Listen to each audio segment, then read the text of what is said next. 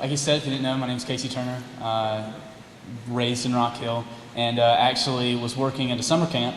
And that man right there, Bergen Gaskell, he started working with us. And that first week that we were there, he just was basically like, hey, are you going to a church? And I said, no, not currently. He goes, well, I'm the worship leader at a church here in Rock Hill. If you want to come on. And from that time, first time I came here, I was just like, something different about this place. Stuck around and just fell in love with it from there. That's awesome. And your parents have started attending now, and we're so excited. As you've been learning about your faith, and we've sat down, we've had a lot of lunches and times together, and you've shared with me how God has moved your heart and how He's actually drawn you to Him. Share a little bit about how did the idea of going to Kenya even come into your life? Yeah. So for me personally, never done a missions trip, never went out of the country. So something like that was a pretty big experience.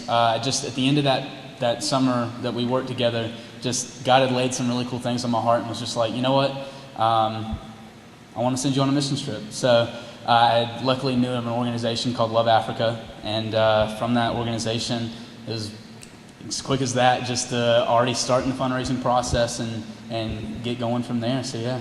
And Love for Africa wasn't just a group from here in Rock Hill. It was how many, 20-something? Yeah, we had about 21, 22 students, and they're from all around the U.S. We had someone from Alaska, California, a lot from Georgia, a few from St. Louis. So yeah, it's a pretty big organization, just found. It's based out of the Southeast. So they do have a lot of people from that area, but as far as the outreach, it's pretty far. Yeah. And so God kind of laid this on your heart, started praying about it. It's one of those things that it's hard to say yes, but it's hard to say no to. Yeah. It's even harder when you have a mom who loves you and is concerned about that kind of thing. I know how that is.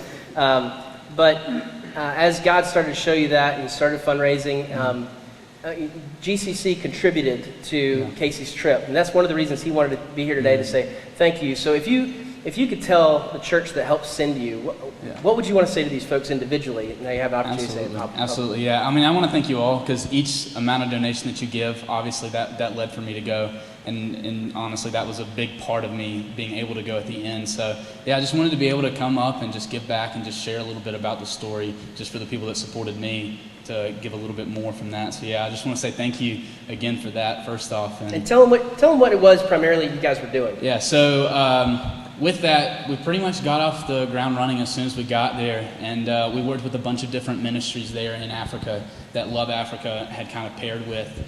And it was 2 different schools that we had went to. We actually helped build desks for one of the schools, which was an amazing experience to be able to use your hands and just kind of do some hard work for that. We also went to a local hospital and kind of prayed over some people there in different wards, things like that. So that was a really cool experience for me. Never done anything like that.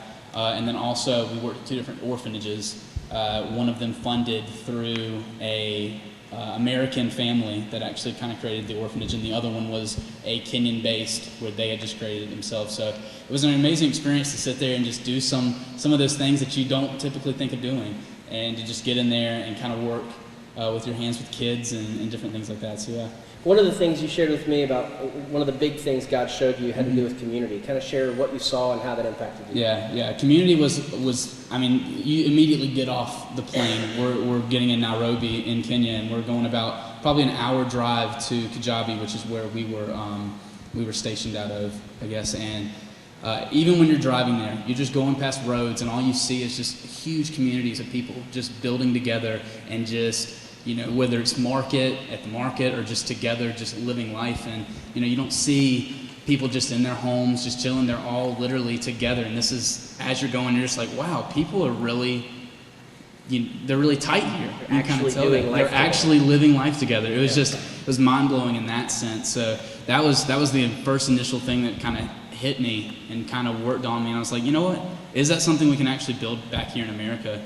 And I think, being at GCC for the bit I have, we have a huge emphasis on Bible study, and I can now see how really influential that can be. Because not only are you gaining a lot from that experience, but then also just being able to provide and listen to other people. It's a huge experience and helps to build that community up a little bit more. And in other countries, some of you have probably experienced this, you have to live in that way. You have to depend on each other in authentic community, and that's something we preach here a lot. So one of the things we try to do here, structure and introduce you to that, is small groups, and we talked a lot about that last week. And a lot of you signed up for small groups. Thank you so much. I hope that you're following through on that.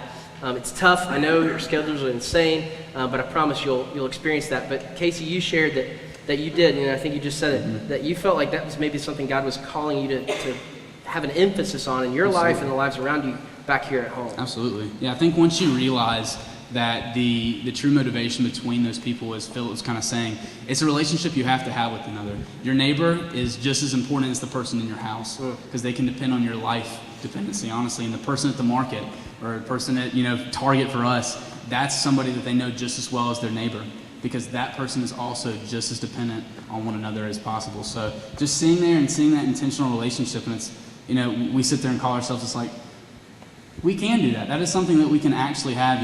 We let alone don't trust our neighbors sometimes, let alone somebody that's a stranger holding your baby like they provided to us. I mean, you'll just see somebody sitting there with a crying baby, and they're just like, will you hold them for a second? That you're sitting there like, but I'm a stranger. We're so unused to that in America. So sitting there and seeing that intentional relationship and that trust in one another is pretty incredible. And seeing that we can actually, we don't have to sit there and be afraid of each person that we see in the world. Yeah, that's awesome. And I'm hopeful to see that happen here. I'm excited to hear that God's going to use you to do that, especially amongst our young men. And I hope that you'll be praying that this kind of thing will happen in your own life, that you'll see the importance of authentic community in your own life. Casey, thank you for sharing.